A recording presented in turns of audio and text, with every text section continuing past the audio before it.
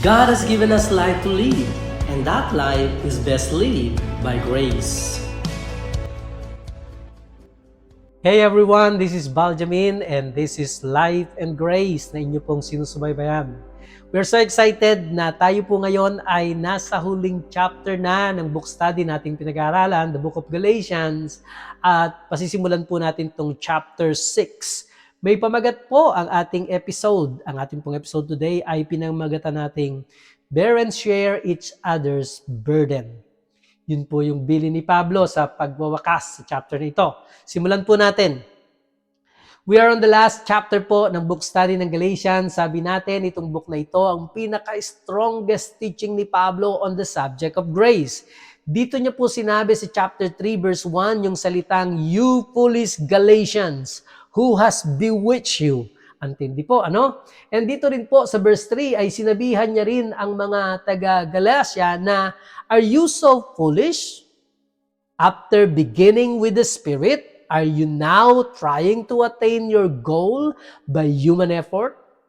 Dito rin po ay sinabi rin ni Pablo sa chapter 1 verse 8 yung salitang, "But even if we or an angel from heaven should preach to you a gospel that is different from what we have preached, may he be condemned to hell."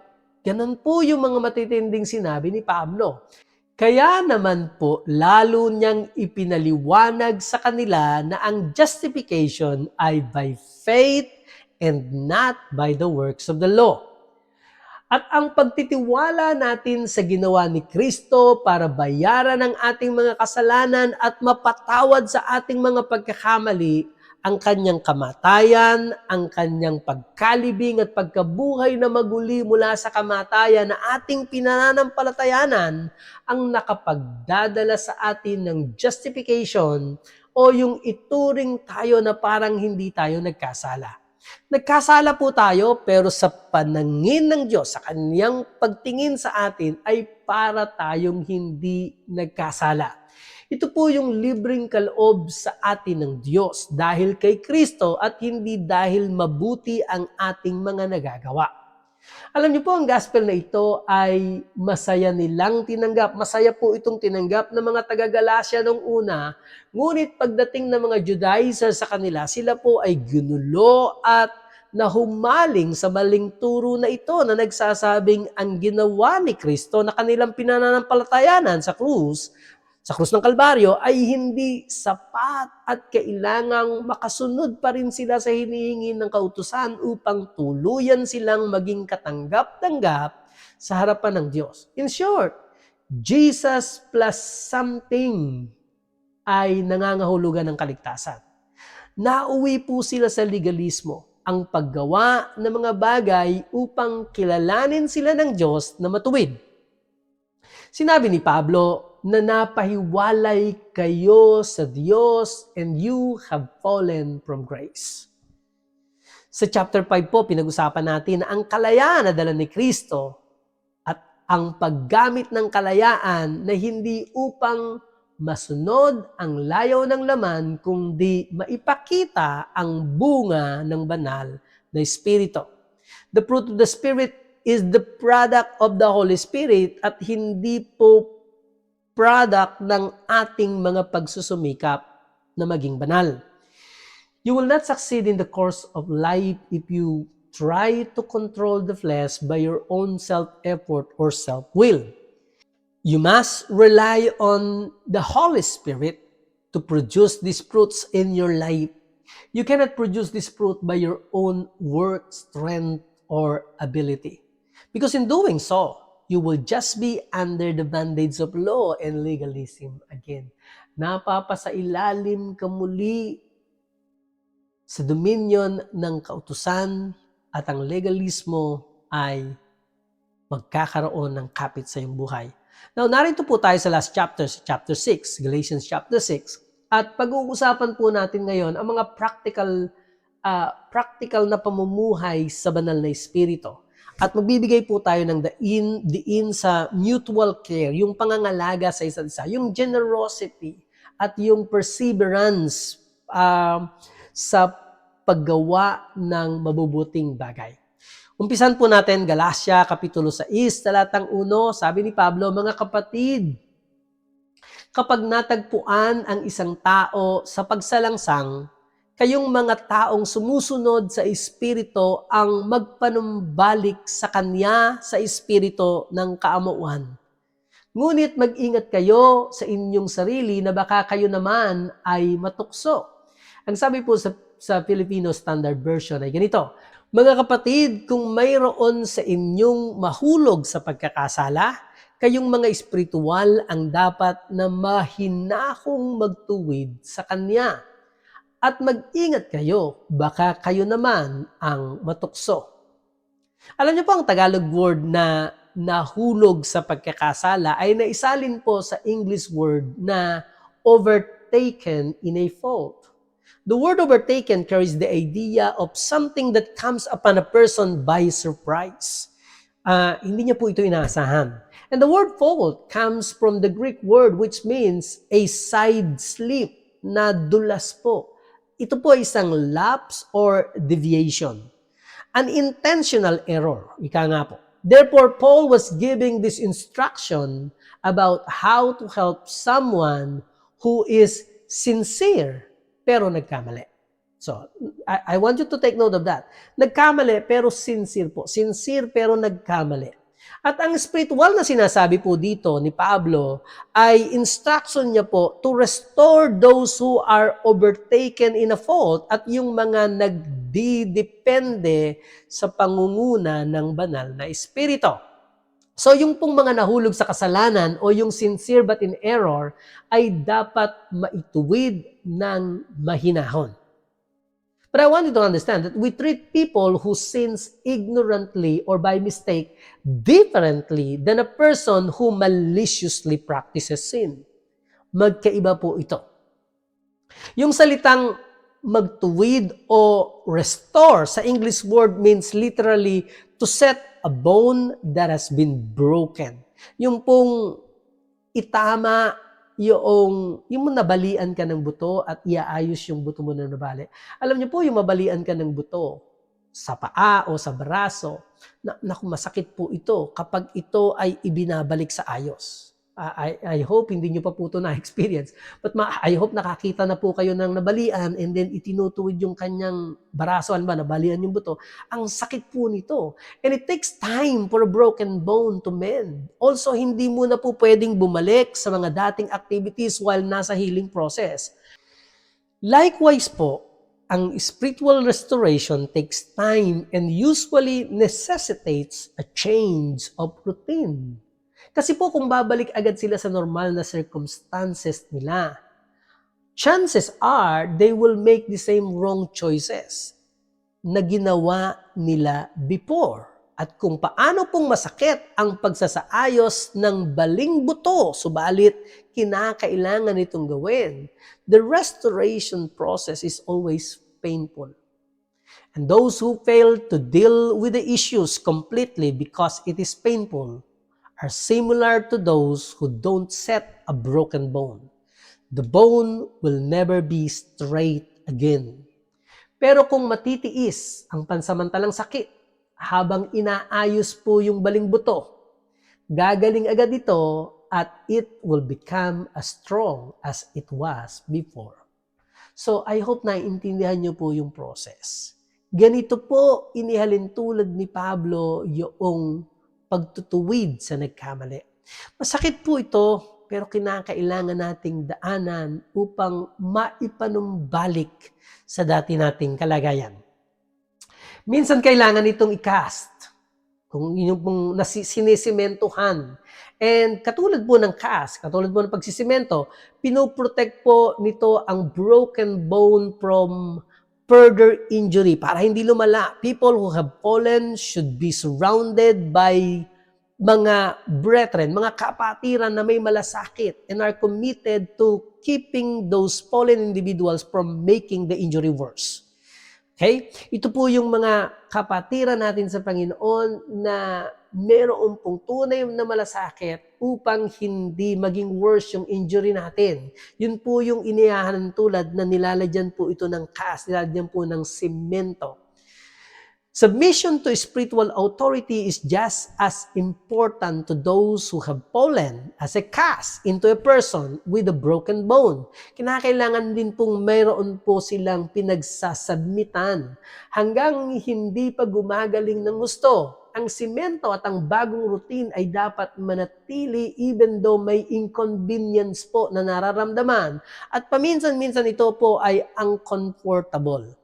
Trying to return to normal nang wala pa sa panahon can prevent the bone from ever being completely healed. Baka hindi na po ito tuluyang gumaling. So, kailangan po nating magtiis, magtiyaga habang gumagaling o habang tinutuwid yung maling nagawa. Galatia Kapitulo 6, talatang 2, batahin ninyo ang pasanin ng bawat isa't isa. Sa ganitong paraan ay tinutupad ninyo ang kautusan ni Kristo. Nagsama po si Jesus ng lahat ng Old Testament law sa isang utos na mahalin mo ang Diyos at mahalin mo ang iyong kapwa gaya ng iyong sarili.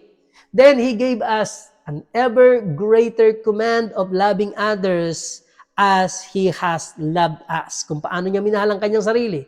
So, ang isang paraan na mahalin ang iba just as Christ has loved us is to bear their burdens as Jesus did ours. Ang salitang pasanin o sa English word po ay burden, ang ibig sabihin po nito sa English ay heaviness, weight, kabigatan o burden trouble.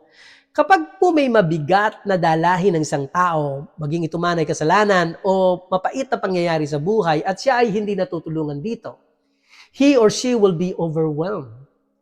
We fulfill Christ's law of love kapag po dinala natin ang kabigatan ng bawat isa. Tinulungan, tumulong tayo sa pagdadala ng bigat ng bawat isa. Galatia Kapitulo 6, talatang 3, ito ay sapagkat kapag iniisip ng sino man na siya ay mahalaga, na hindi naman siya mahalaga, dinadaya niya ang kanyang sarili. Nais po ni Pablo na paalalahanan ng kanyang mga sinusulatan dito na madalas sa pagkakita natin ng kapatid na nagkakamali ay nakakalikha po ito sa ating mga sarili ng isang sense of spiritual superiority, imbis na genuine desire para makatulong. Minsan, sasabihin natin pag nagkamali, kasi naman ganito ginawa niya. Kasi naman, ganyan talaga siya. Imbis na madala po tayo ng isang saloobin na desire, genuine desire para tumulong, irregardless po ng nagawa ng isang tao. If we think that we are too important to stoop down and help others with their burdens, then we are deceived about our own importance. Sabi po ng verse, hindi naman talaga tayo mahalaga. Sino nga po ba ang tayo sa tingin natin sa ating mga sarili? None of us have any good excuse for not helping restore our fellow believers. Hindi po tayo lumalakad na wala po tayong pakialam. May pakialam po tayo. In the same way that we should be policing one another, pinapaalalahanan po natin ng bawat isa at chine-check natin ng bawat isa. In the same way na tumutulong din po tayo kapag may nagkakamali. Pero hindi natin inaantay na magkamali isang tao saka tayo tutulong while we have the chance to police and to remind one another. I hope maliwanag po ito sa atin. Sabi po ng Amplified Bible ay ganito, for if any person thinks himself to be somebody or too important to condescends to shoulder another's load when he is nobody of superior except of his own estimation lamang, he deceives and deludes and cheats himself. Nililin lang natin ang ating sarili. Tuloy po natin, Galatia Kapitulo 6, talatang 4. Ngunit suriin ng bawat isa ang sarili niyang mga gawa. Kung magkagayon, makakapagmapuri siya sa kanyang sarili lamang at hindi sa iba. Isang bagay ang kailangang alisin ng mananampalataya kung nais niyang pumasan o tumulong na pasanin ang bigat na dala ng iba. Ito ay ang pagyayabang. Ang dahilan nito ay ang pag-iisip ng isa na nakahihigit siya sa iba. Kaya po siya nakakapagyabang. Kapag ang ating kaisipan ay nakakalamang tayo or we are superior than others, then nakapagyayabang po tayo sa ating sarili. Ang solusyon na nakasaad dito sa verse 4 ay suriin ng bawat isa ang sarili niyang mga gawa. Instead of comparing himself with others, he should step back and take an objective look at himself and his accomplishments. Ang ibig sabihin po ng salitang makakapagmapuri siya sa kaniyang sarili lamang at hindi sa iba means self-satisfaction at hindi po sinful personal pride. Yung bang natutuwa siya na meron siyang na-accomplish pero hindi po siya nagyayabang. Tuloy po natin, Galatia Kapitulo 6, talatang 5. Ito ay sapagkat ang bawat isa ay dapat magbata ng bahagi na dapat niyang pasanin. Alam niyo po, kapag tiningnan po natin ang verse na ito at ay kinumpare po natin sa ibang naunang sinabi ni Pablo, parang kabaliktaran po ito sa sinabi ni Pablo sa verse 2, kung natatandaan ninyo. Sabi niya doon, batahin ninyo ang pasanin ng bawat isa't isa. Ngayon, dito po, sa verse 5, ay sinasabi niya namang ang bawat isa ay dapat magbata ng bahagi na dapat niyang pasanin. Although pareho po ang ugat ng salitang ginamit dito sa parehong verse na ito, yung pong root word ng pagbata o magbata, magkaiba po ito sa Greek word language or sa Greek language. Yung pong sa verse 2, ang Greek word ay baros, which is concerned with the burden of temptation and weakness which come to every Christians. At yun naman pong sa verse 5, ang Greek word ay portion, which means ito po ay nagre-refer to the load of work or responsibility na dapat sa sariling pananagutan ng bawat Kristiyano. Pwede mo akong tulungan sa akin pong problema, sa akin pong pagkukulang o sa aking kahinaan. Pero pagdating sa aking sariling pakikipag-ugnayan sa Panginoon at paglilingkod sa Kanya, ako pa rin ang magbibigay sulit dito sa isang araw. Ibig sabihin, akong responsible dito. I am responsible for my own service to the Lord and will make an accounting one day. Sabi po ni Pablo sa mga taga-Korinto, ikalawang Korinto, Kapitulo 5, talatang G, sabi niya, sapagkat lahat tayo ay haharap sa hukuman ni Kristo at tatanggap ng nararapat ayon sa ating mga gawang mabuti o masama nang tayo'y nabubuhay pa sa katawang ito. Para po sa mga believers ay hindi po ito justification, hindi po subject ng justification ang pinag-uusapan dito dahil alam natin na lahat ng sumpa ng kasalanan natin ay kinamatayan na ng Panginoong Kristo sa krus ng Kalbaryo. Dinala niya po ito sa kanyang katawan, kaya tayo po ay na-justify dahil sa ginawa ni Kristo. Ang point dito ay ang ating pagtanggap o di pagtanggap ng gantimpala, reward ayon po sa ating ginawa. At para po sa mga hindi mananampalataya o nananampalataya kay Kristo, ito ay ayon sa masama nilang ginawa. Hahatulan po sila ayon sa masama nilang ginawa. Para sa mga believers, ay tatanggap po tayo ng reward sa mga mabubuti nating ginawa na pinapagawa sa atin ng Panginoon. Sunod po natin ang Galatia Kapitulo 6, talatang 6. Ang mga tinuturuan sa salita ay dapat magbahagi ng mabubuting bagay sa mga nagtuturo. Sa mga nakaraang verses po, sinasabi ni Pablo ang patungkol sa pagdadala o pagbuhat o pagtulong o pagbata ng pasanin ng bawat isa. In this verse naman po, inihahambing niya kung paanong ang mga tinuturuan sa salita ng Diyos ay nararapat tumulong sa pagbata o pagbuhat ng pasanin ng mga nagtuturo, ng mga tagapagturo ng salita ng Diyos. He began to relate how those who are taught the word should help bear the burdens of those who taught them the word of God. Sabi po ng Phillips translation ay ganito, the man under Christian instruction should be willing to contribute toward the livelihood of his teacher. Ito po ay nangungusap patungkol sa pera. This is talking about money. In other words, dapat tayong mag-share ng ating financial resources with those who are ministering God's word to us. Sabi nga po, give where we are paid. Alam niyo po, hindi ka kakain sa isang restaurant at pagkatapos mong kumain, mabusog ka, ay lilipat ka sa kabilang restaurant at doon ka magbabayad ng kinain mo. Hindi po ganon. Again, itinutuloy lamang ni Pablo ang kanyang itinuturo patungkol po sa pagtulong at pagbubuhat ng pasanin ng iba. Sa New Testament po, na-establish po ang voluntary giving for the support ng mga mahihirap, mga widow, yung pong wala nang asawang babae, as well as those who are instructed others in the Word of God. Ito po yung in-establish ng New Testament. Sabi po ng Galatia, Kapitulo 2, talatang 10, ang hinihiling lamang nila ay ang patuloy naming pagmalasakitan ang mga dukha, ito pong mga poor, na siya naman namin gustong gawin. Sabi po ng unang Timoteo, Kapitulo 5, talatang 3, bigyan mo ng pagkilala ang mga biyudang talagang nangangailangan.